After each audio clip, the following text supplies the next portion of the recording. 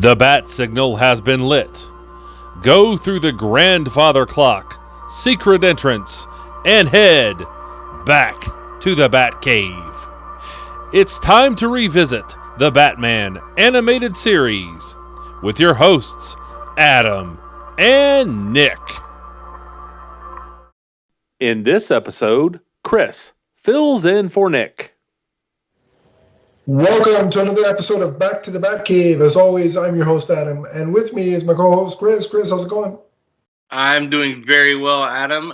Happy to be joining you in somewhat of a seasonal themed episode.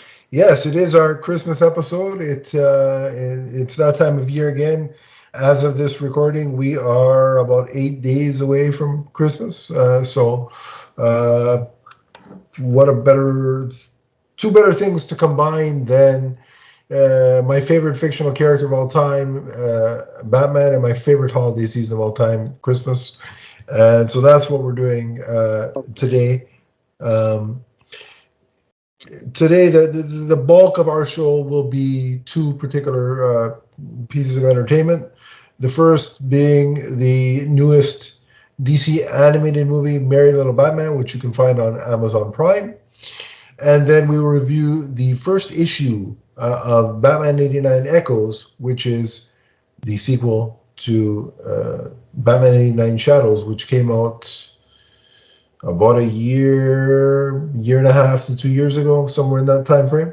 It is, of course, continuing the adventures of the Michael Keaton Batman in Tim Burton's vision of Gotham in comic book form. So those are the topics of the show today.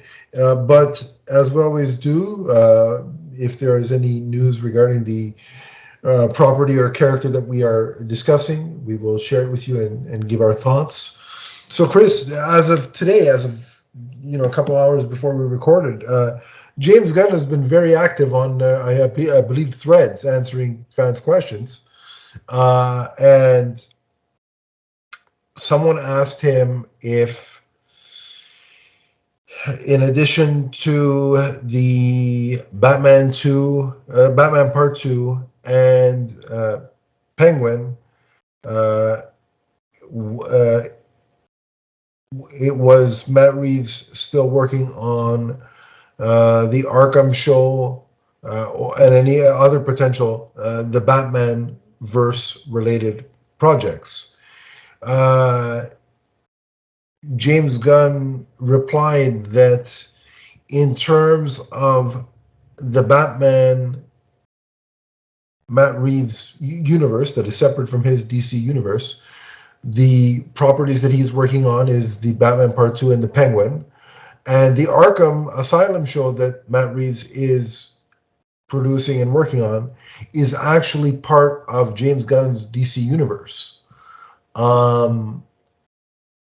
Last time we heard anything regarding Arkham Asylum, everybody and their mother thought that it was a Reevesverse connected project. That caused confusion, so more fans had questions, and James Gunn offered some answers, and they basically asked, was this changed from its previous iteration, or what's the deal? Did James Gunn change it, or what happened? He said that shortly after he and Peter Safran took the job at DC Studios, Matt Reeves, remember he and Matt Reeves had a meeting, and in the course of that meeting, Matt Reeves pitched a Arkham Asylum series that was supposedly set in the DC universe from that very moment. So James Gunn clarified that whatever permutations that the project had prior to him coming on board or taking the leadership position, he had no knowledge of this. So whatever Matt Reeves brought to him was the one set in the DC universe. So before we get to our feelings on it, my take is, in terms of how this potentially happened, was the idea for an Arkham show set in his Batverse was just that, an idea, as the old regime was still in in charge. No concrete work had been done on it. But then once James Gunn and Peter Safran took over, when Matt Reeves had that meeting with James Gunn, he decided to pitch it as something that would work in his, or they talked about the original framework, and then the decision was made by both that it would probably be something better served in the overall shared DC universe as opposed to the Reeves verse. So that's just my sense of what might have happened. I wasn't in the room. I didn't have a recording of the meeting, so I don't know for certain. That's just my 2 cents on it. But what are your thoughts about this development that Matt Reeves is now, not only is he working on his separate Batverse of projects, but is also dabbling and contributing to the DCU shared universe that will feature Batman? What's your take on that? Well, it's certainly not what we had at first assumed based off the information that we had. Of course, we thought that anything Matt Reeves was working on would be set in his own Batverse. So this is the first indication that he's crossing over to do something in the DCU as a whole. And to be honest, I'm kind of excited about that because I think the villains in the James Gunn and Peter Safran DCU are going to be very colorful and very representative, hopefully, of their comic book counterparts. So I think a show set in that realm could explore a lot of really neat possibilities with the different Rogues Gallery members in the Batman universe. So and I like Reeves as a filmmaker.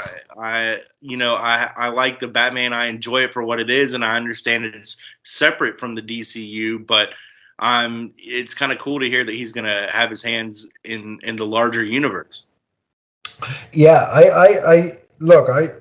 Everybody knows that listen to our review on the Batman. I love the Batman. I'm anticipating the Penguin very much, and I can't wait for the Batman Part 2. And if things had proceeded as normal and an Arkham Asylum set show taking place in Matt Reeves' universe would have come to fruition, I would have been watching it, premiere date for as long as it went and as long as it lasted, and I would have, probably given the Batman, probably enjoyed it. Having said all that, I do agree that I think an Arkham Asylum set series within a larger DC universe where we have a Batman that is longer in his career, given that this Batman will have, Damian and presumably a Bat family consisting of Dick Grayson and potentially Batgirl as well. That means that Arkham Asylum is going to be populated with quite a few rogues, just because of the length of time that Batman's been Batman.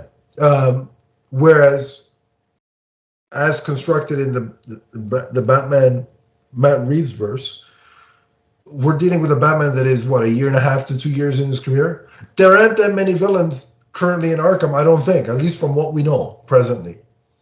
So the show seems better suited to me to a Batman that's been around quite a bit longer than 2 years. So while I would have been excited for that previous iteration, I'm even more excited for this. Sure. It's worth noting that James Gunn clarified that right now there are no scripts. There is no script yet. They haven't seen the script yet, which makes sense because the Penguin is currently in production, right? And they're scripting the Batman Part 2. So other things have to come first, but there's plenty of time to get to that. But if you just think about this for a second, Chris, the DCU Batman, the shared universe Batman that we're going to be getting, is being shepherded and constructed by Andy Muschietti, James Gunn, and Matt Reeves. If that isn't a dream team of creatives, I don't know what more you can ask for. It's a pretty solid crew. Fans are winning. That's all I'm saying. I mean, so I'm excited by this news. Of course, as things develop, we will keep you posted as we hear more. But I'd venture to guess and say that if anybody thought, was under the previous notion that, oh, well, James Gunn is going to wait till the Batman trilogy is over, which would hypothetically be 2028 to 2029, before introducing his shared universe DCU Batman, I think you're gravely mistaken. And I don't think it's going to be that long before we get the new DCU Batman, or at least elements of his world to start. So, and to me, listen, the more Batman you want to give me, the better is what I say. So, I'm not going to complain about that. So, good news on that front, I think. And again, excitement for DC Studios and the DCU. But we'll keep you posted on that. That's all the news that we have. So we might as well get right into this brand new animated movie that we have, courtesy of Warner Bros. Animation, DC Studios, and Amazon Prime. So, Chris, give us a little bit of a brief rundown of what exactly is Merry Little Batman. Okay, Merry Little Batman is a Christmas feature, in animated feature, in which we start the movie with crime basically having been eradicated in Gotham. Young Damian Wayne, 8-year-old Damian, wants to be like his dad, the crime fighter Batman, but Batman is semi-retired at this point because Batman has solved the crime problem in Gotham City before Damian was born. Batman is dragged out of town on what turns out to be a fake Justice League mission in order to get him away from Gotham City so that the Joker and his cohorts can steal Christmas from the citizens of Gotham City. Well, the kink in their plan turns out to be little Damian, who loses his utility belt that his dad has just given him for Christmas when burglars break into Wayne Manor and steal it from him.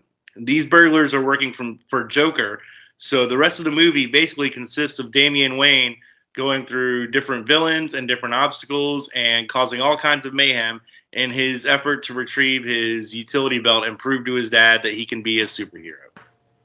Yeah. I gotta say, I had an absolute blast watching this. It's a lot of fun. Look, I'll say right off the bat, and no pun intended, is the animation my preferred animation style? No. Would I want every DC animated project to be in this animated style? No. Does this animation style work for this particular story they're telling in this world they've set it in? Yeah. I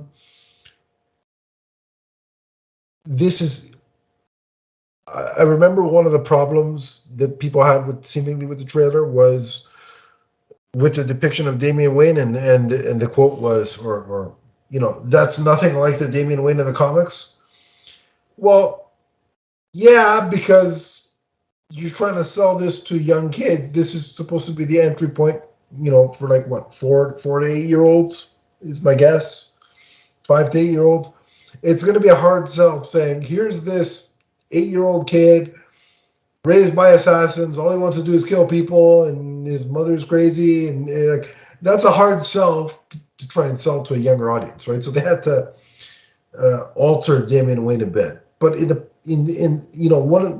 couple of things that is the same is that this Damian is kind of more in line with the Damian of current comics in the sense of the admiration for his father and wanting to to be by his side and fight crime with him, and the goal of this Damian is to be Batman, right? Be a Batman, and that's the goal of the current comics. Damian is like, he thinks that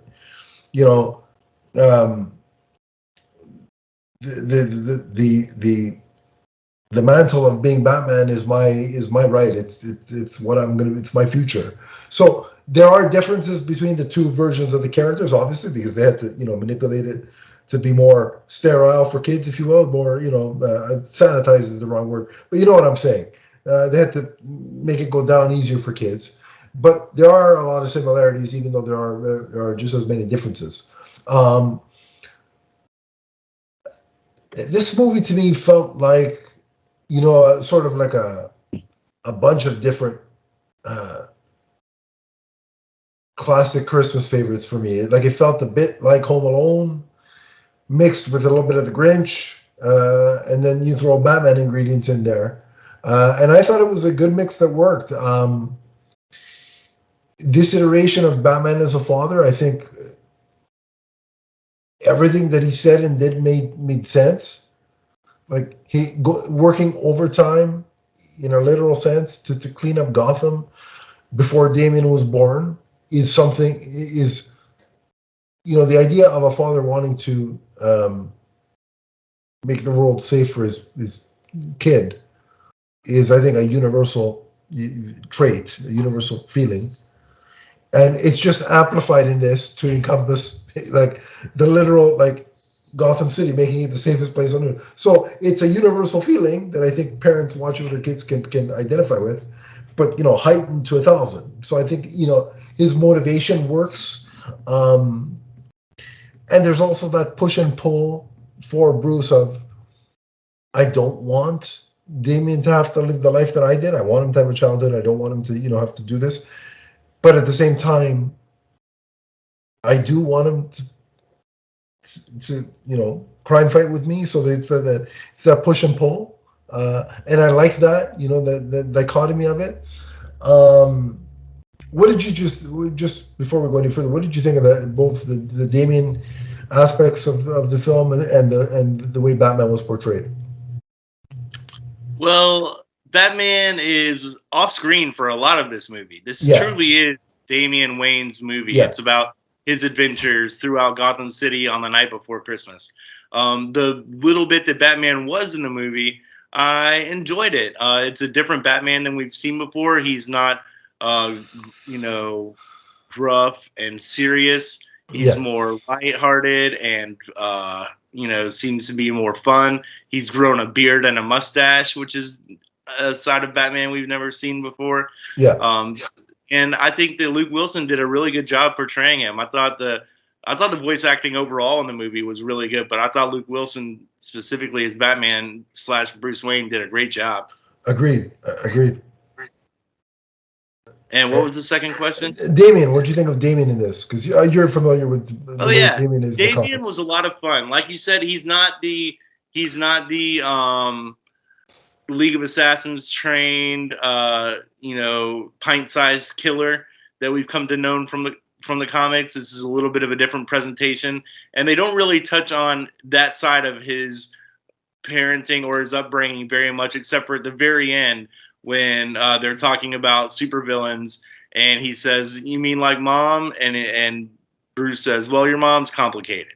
Yeah. So that's really all they touch on that side of it with, and Ra's al Ghul isn't brought up at once.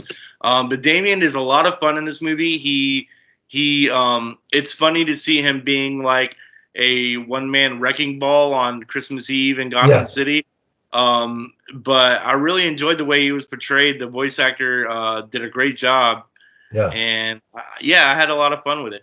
To your point about the animation, when I saw the early images and trailer for this movie, I thought the animation was really going to give me a problem. I didn't think it was going to work for me at all. But after like 5 minutes, I settled right into it. The first time you see Alfred, you're kind of like, oh my gosh, what's going on here? Why is his nose all droopy and he's got big ears? Yeah. But it was, like you said, I think the art style worked for the story they were telling, and once we got into that story, it didn't bother me at all. I was fine with it. Right. I agree. And like I said, I think the robbery of Wayne Manor felt most like Home Alone to me. Sure. I mean, it was like literally, Kevin McAllister with a homemade bat cowl on, kind of thing. But that was a lot of fun. But it shows you how resourceful in the same breath Damian would be, right? And it makes sense, being Batman's kid, that he would be that resourceful.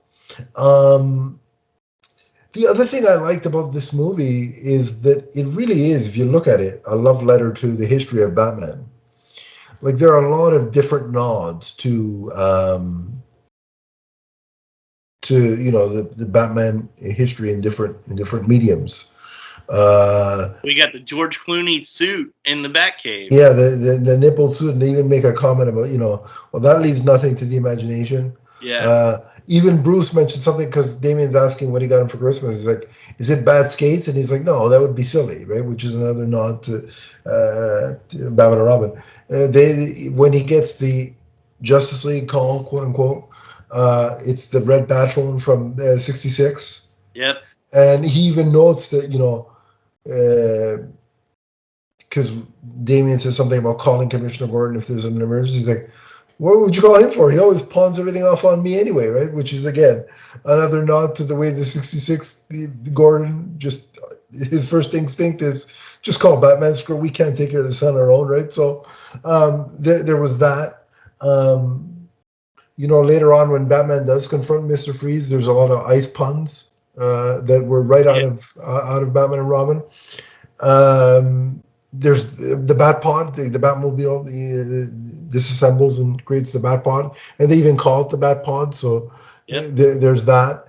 But again, just a love letter to all things Batman from different iterations, and I really like that. I really liked the music in the movie too. It was very energetic. Yeah. But it still had tones of being a Christmas film, Yeah. And the music was done by Patrick Stump of Fall Out Boy, which Right. I don't know of anything else that he has scored like this. But watching it for a second time today on rewatch, I really enjoyed the music. I thought he did a great job.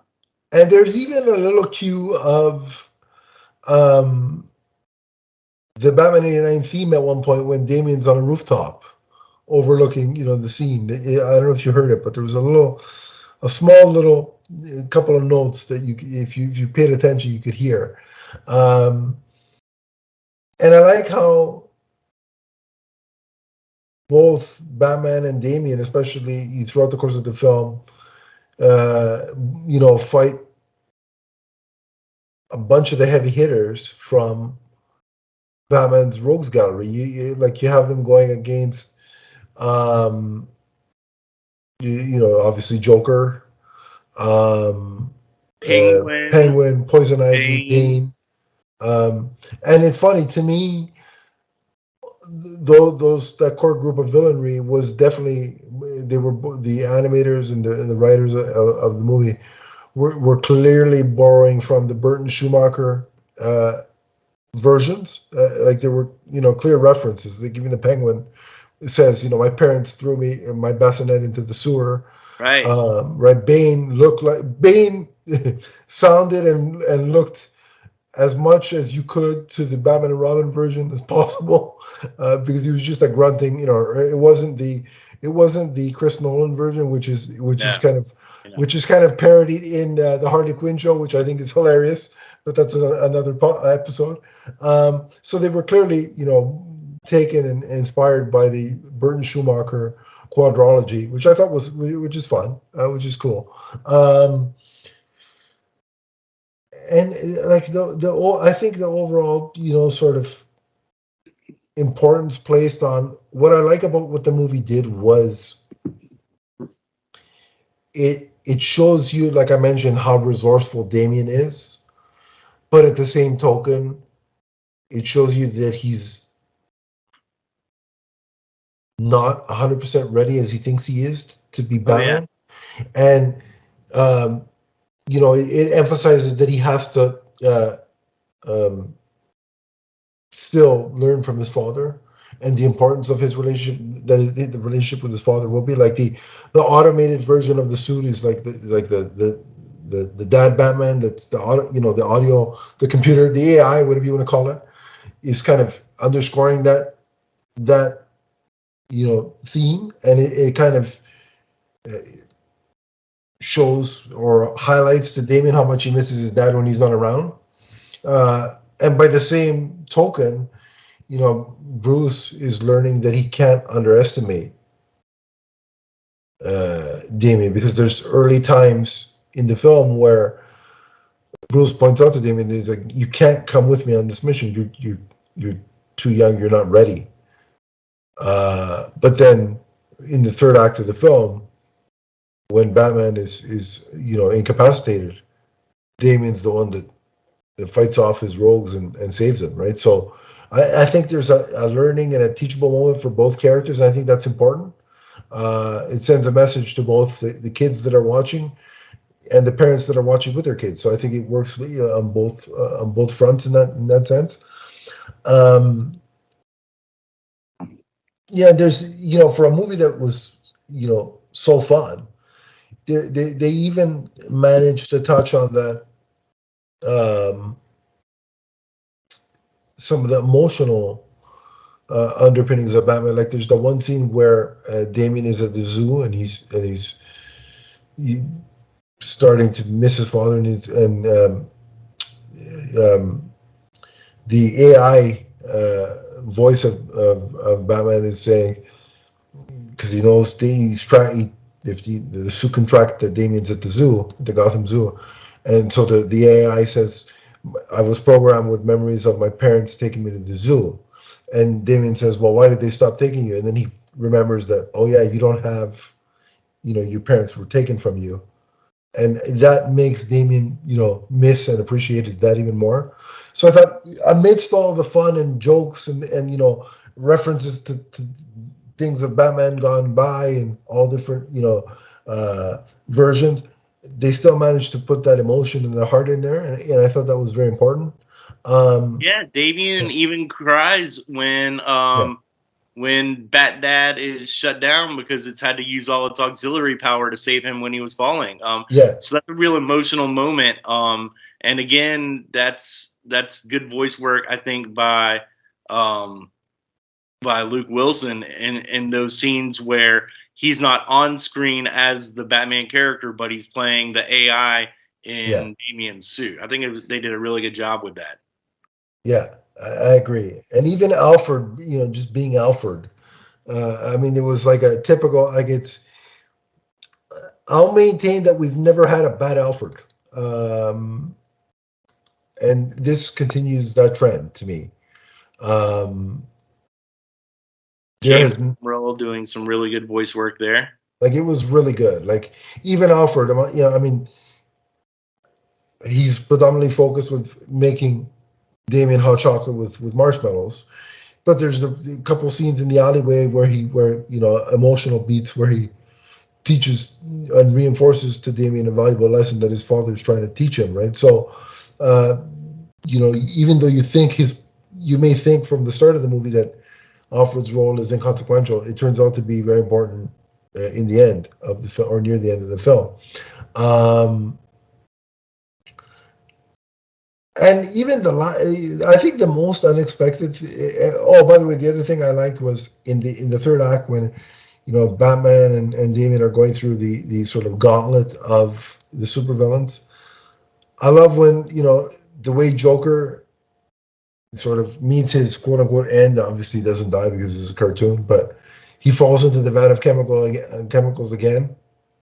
And Batman makes a reference. It's like, how many times is he going to fall in there? Like, I thought that was really funny. But then, Damien, as they're redelivering the stolen presents to all of Gotham City via the Batwing, Damien makes the point of, that despite Batman and Joker being mortal enemies, he feels bad for the Joker because Joker just seems lonely. Like the whole reason he did this was because there was no crime in Gotham, and the reason he missed the crime is because he didn't get to do it with his other criminal friends. Yep. And then so the last scene is Batman, Damien, Alfred, the Joker in handcuffs, and then escorted by Commissioner Gordon, all having a Christmas meal together.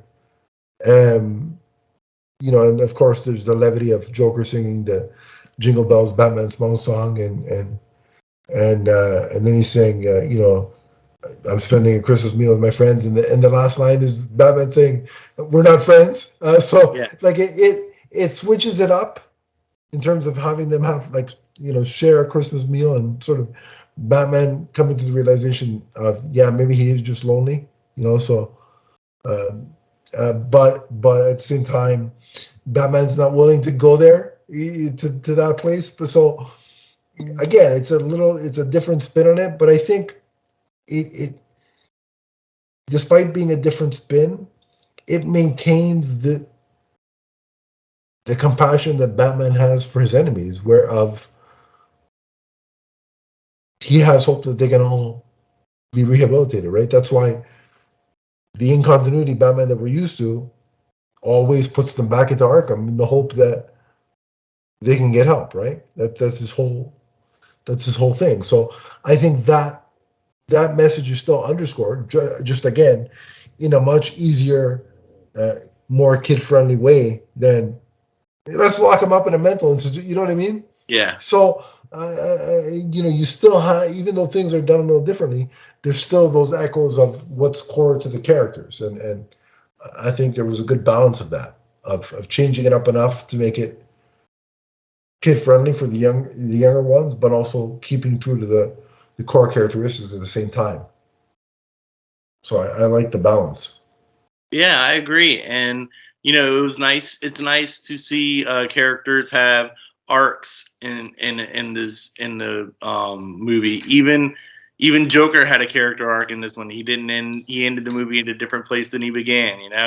And speaking of, I'm calling this a movie because, geez, I wasn't prepared for an hour and 37-minute viewing when I first sat down to watch this. I pulled it up on Amazon Prime and I was like, oh my goodness.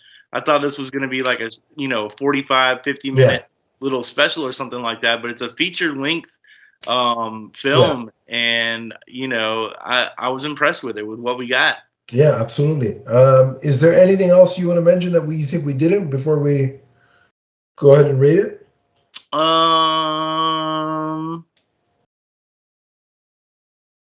Not really. I think we covered most of it. It was neat to see, Joker, his plan was to steal Christmas. And then when he saw how destructive little Damian was being, he was like, wait, I can use this to my advantage and have him mess up all sorts of stuff. But then at the end, Joker tries to convince Damian that he's not a superhero because he's in fact a super villain. So they give him his utility belt that he's been searching for the whole movie. That's kind of the crux of the whole film. And they have it for him, but they have it loaded with weapons like throwing stars and grenades and stuff. But instead of accepting the bait, Damian tosses the utility belt into a fire and causes an explosion. So he even makes the right choice at the end of the movie, even when he's presented with overwhelming evidence to the contrary. Agreed. Yeah. And I just got to point out that the voice actor who worked as the Joker was fantastic as well. He did a great job. And that's not an easy role to assume, especially with all the voice actors who have done it, and of course the live action people that have done it. So kudos, did a great job done. All right, well then let's rate it, and we'll move on to the comic. Okay, for this one, I give it an A-. I enjoyed the story. I enjoyed the music. The animation wasn't exactly for me, but like I said, it was okay for me after a little while. But I would have chosen a different animation style personally than what we got here. But I enjoyed it. I had more fun with it than I thought I would. My kids both enjoyed it, especially Luke. He had a blast watching it.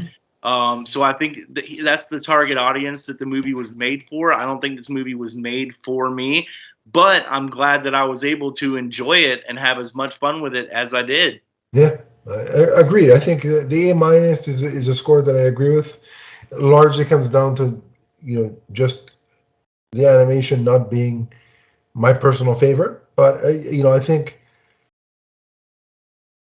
I had fun with this, and I could see it becoming part of my Batman Christmas rotation. And I'm glad kids have this, and I'm glad they're getting an animated series that's spinning off of this Oh yeah. for them to be able to enter the world of Batman. Because the more product that we can have that brings in new fans, the better for the longevity of not only Batman but the DC universe and the DC characters. So so it's an A- for me as well. But with that being said, we'll take our break now, and then on the other side, we'll cover Batman 89 Echoes #1. So stay tuned. We'll be right back. What's up, everyone? It's the Emerald Enthusiast. For all of your multiverse viewing and listening needs, check out our shows, which include Teenage Mutant Ninja Turtles, Ghostbusters, Power Rangers, the Marvel Universe, and the DC Universe, including the Emerald Echo podcast. You can check us out on Podbean, and remember to subscribe right here on YouTube. That's the Multiverse Musings Podcast Network. From the first podcast to the last. And we're back. And as promised, we are going back to the world of Tim Burton and Michael Keaton's Batman with Batman 89 Echoes #1. The same creative team, being Sam Hamm writing and Joe Quinones on art, is back from the last volume of this series. They're back again to continue their duties and their roles. So, Chris, give us a little bit of background on what's going on in this particular issue. Okay, well, this is the first issue of a 6-issue miniseries, and as such, it is completely devoid of actual Batman. We don't get any Batman or even Bruce Wayne in this whole issue. What we do instead are imposter Batman. If you'll think kind of like in The Dark Knight, when we see the guy who's wearing hockey pads. Apparently this is not the first time this has happened. We only see one instance of it, but they say it's like the 4th instance that has happened of an imposter Batman showing up trying to break up crime, but then being killed.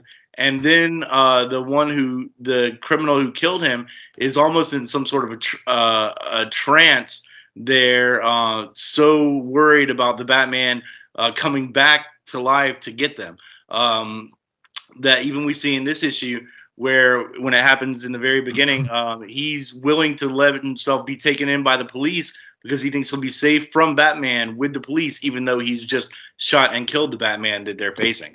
Yeah. Excuse me. So Barbara Gordon gets involved. She is Captain Barbara Gordon in the Gotham Police Department, and she gets involved when Lieutenant Bullock informs her about the 4th Batman who's been killed. She goes to Wayne Manor to get to the bottom of this, to find out what's going on. As we come to find out, Batman hasn't been seen in over 2 years. Mm-hmm. And when she goes to find out what's going on because she knows Bruce is Batman, Alfred's like, I don't know. I haven't seen him in at least a month. He took off. He's gone. No idea where he is. Then we get Harleen Quinzel, who is on a TV show where she is interviewing the ex of the Joker from Batman 89. Alicia, yeah. But that interview is preempted by news that a team of U.S. Marshals is closing in on Firefly. And we cut to that scene, and as they are approaching the building, the wood building where they believe Firefly is located, an explosion knocks them back, and they come to find out that Firefly has escaped, and it was a dead body, a fake dead body in the explosion. Well, they finally catch up with Firefly when they shoot him in the woods out in the snow. But they find a cache of weapons that they say is enough to take down a small army. The issue ends with Firefly being brought to the services of one Dr. Jonathan Crane. In Arkham, yeah. Firefly tells us that he was once a man, but now they have made him a monster. Yeah. So, a couple things. I really like the imposter Batman angle in this sense because just from the reaction of the guy who killed the criminal who kills the imposter Batman and how freaked out he is, as you mentioned, that shows you the influence and the fear that Batman has struck in the criminals of Gotham, that they'd rather willingly surrender themselves to the police because it's safer in their hands than being out on the street and potentially being gone after by Batman. So it really shows you the effect that Batman's had since all the way back, since he's been operating way back in 1989 up until now. Yeah, he's been off the scene for 2 years, but his legend is still such that these criminals are completely entranced by it. Right. I love the fact that the news program that Dr. Quinzel is on is the action news from the first film, and we see even the reporter is the same guy from the movie. But like, you're already starting to see this version of Dr. Quinzel's obsession with the Joker, to the point where she's interviewing his ex-girlfriend. It's good to know that Alicia is not dead, as the Joker said in '89. Yep. I guess she didn't throw herself off out of the window as he had said it. But her face is now been fixed. Yep. Like when you see her, she's once again completely back to normal. So she's had some work done. And the inclusion of Dr. Jonathan Crane and the fact that there's some sort of knowledge and sort of, I don't know if camaraderie or friendship or working relationship between Dr. Quinzel and Dr. Crane is kind of hinted at, right? And if you look at the art for Harleen Quinzel, it's very clearly based off of, from my understanding, Madonna, circa, that era, is what the artist had said. I'm not 100% sure on who exactly Dr. Crane is based on. I've heard two names that were casting suggestions at various points for the Scarecrow. One of them is Howard Stern.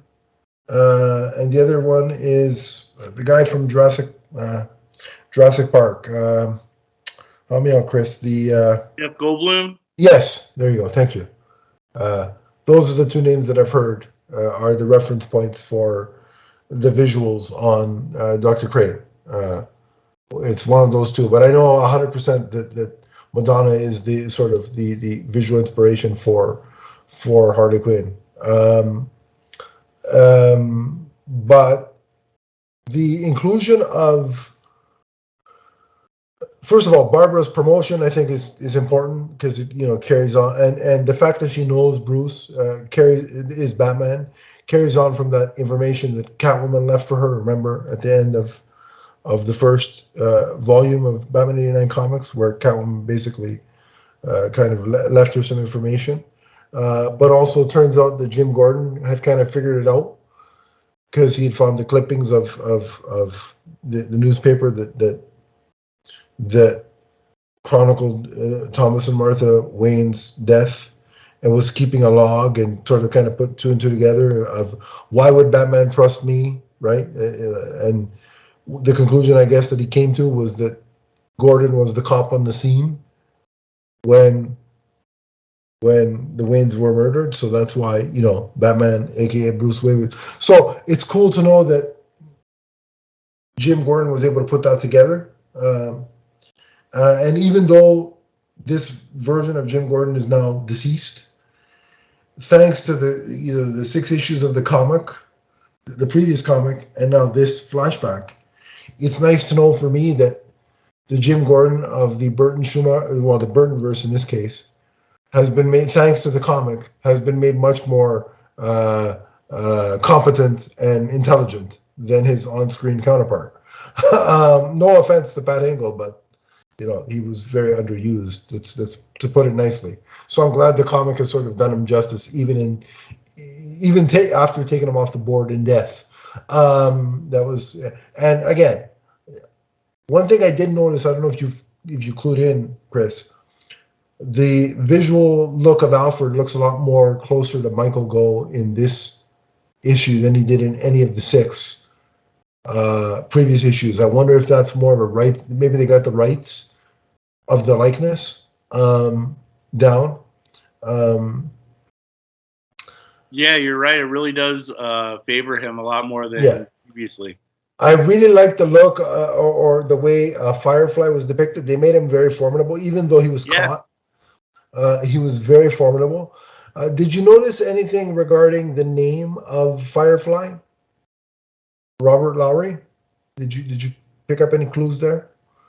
No, I don't think so. Okay, so that is the name of the second actor to play Batman Bruce Wayne, and he played Batman and Bruce Wayne in the 1949 movie serials.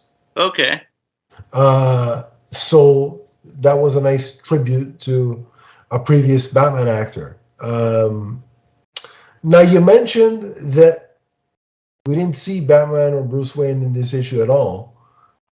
But spoiler alert, that's untrue, because the person in Arkham Asylum talking with Dr. Jonathan Crane at the end of the issue, if you look at the art, is indeed Bruce Wayne.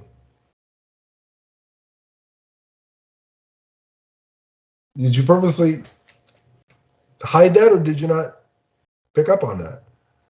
You talking about on the very last page? The very last page, yeah. That's Bruce. No, I didn't pick up on that. Yeah, it's Bruce. So the big question is, what the hell is going on? Good question. Is it an I'm ready for more of the mystery. Is he undercover? Like, is he doing it purposely? Because remember, he made that deal with Barbara, but he knows crazy crap is going on in Gotham. So he's, this is one of his undercover, operations, or has something caused him to snap? Like what's going on here? I'm venturing to guess that he's gone undercover, but needless to say, I was shocked when I saw that last page, and I'm very intrigued as to what's going on. But is there any other thoughts you want to offer in terms of anything we missed? Anything you want to? Well, it's interesting that they're using that name of Robert Lowry if it's Bruce going undercover, because that way they're not,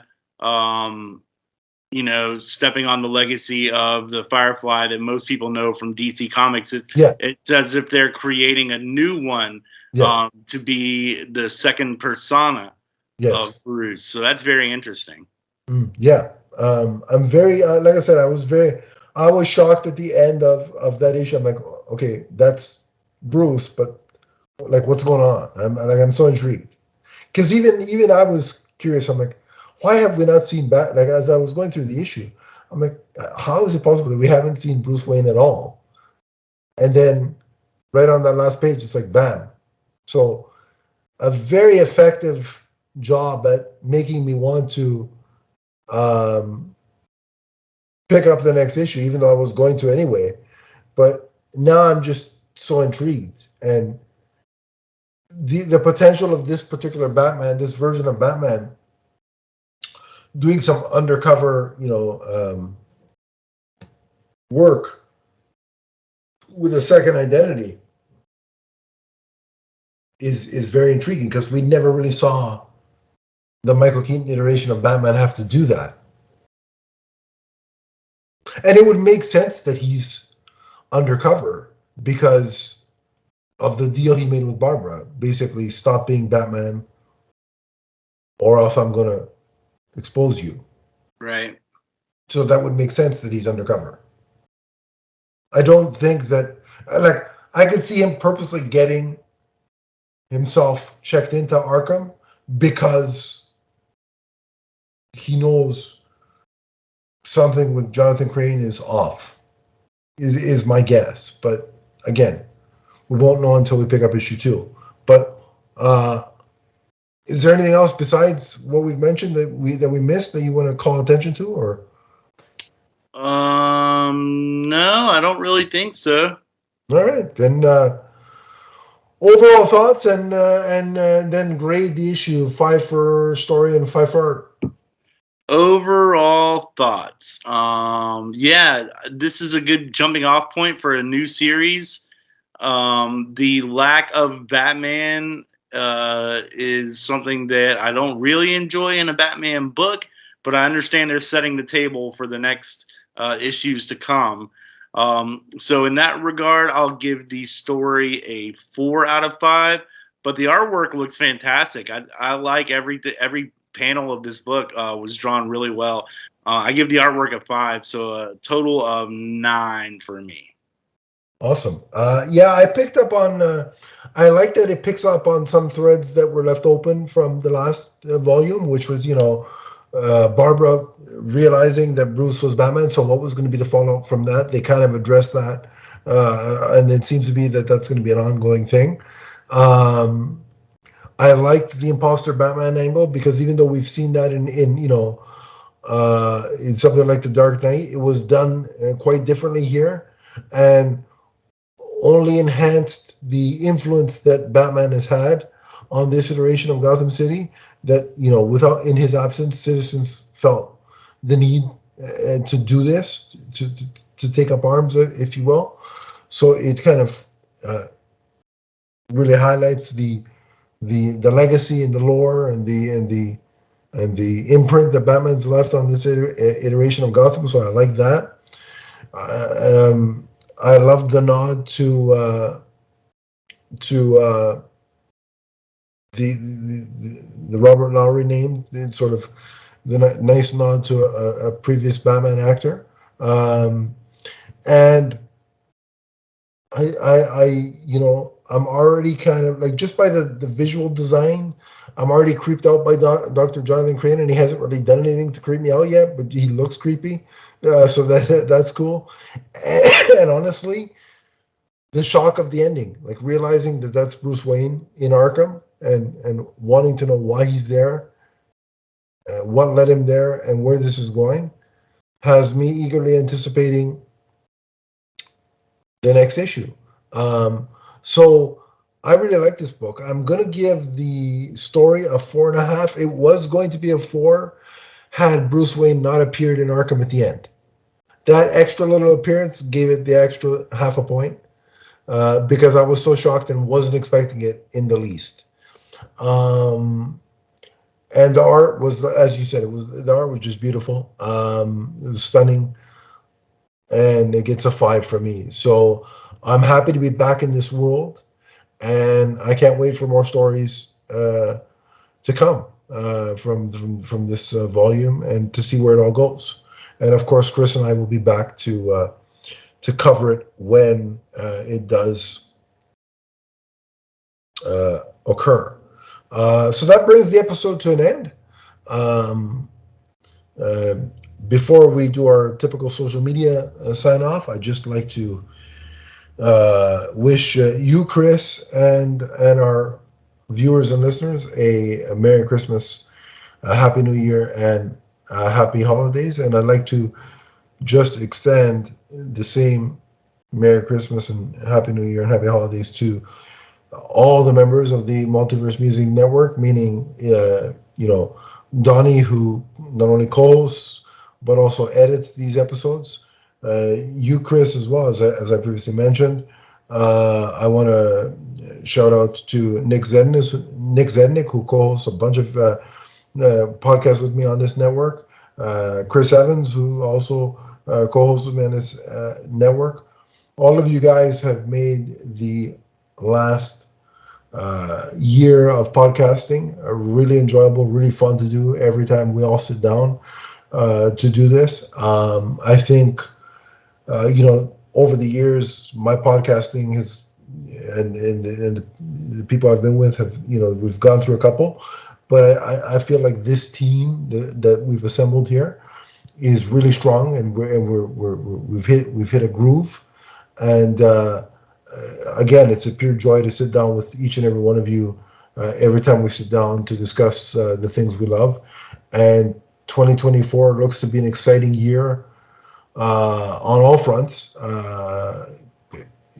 The MCU, but even more so with the DCU. I'm excited that we have a brand new version of that universe that we can all cover and discuss and be excited about. So things are only going to get more exciting, and I want to thank all of you for being a part of the ride with me, and I look forward to exploring all the fun things we're going to learn in 2024 and discuss all those happenings with all of you. And for our listeners and viewers, there will be content in the couple of weeks that the holidays, occur over. I will be posting stuff. It's just that we're going to be not actually recording until early in the new year. So you will have a few episodes to listen to while we're enjoying the holiday season. But we will be back in early January, so it won't be too long before we're recording again. But in the meantime, while we're on our little holiday vacation, if you do want to interact with us on social media, you can. So, Chris, where do they track you down? I'm on Twitter/X at Chris N. Harrelson, or you can search for Commodore Schmidlap and you will find me. And if you want to track me down on social media, it's at Adam_LeafsFan on Twitter. We have the Facebook group, which is listed in the description below. Click that, and I will add you, and we can continue the conversation there. But remember that Merry Little Batman and Batman in general is forever. From the first time Damian gets himself into a troublesome spot to the last. So long, everybody. Merry Christmas. Happy New Year. We'll see you very soon.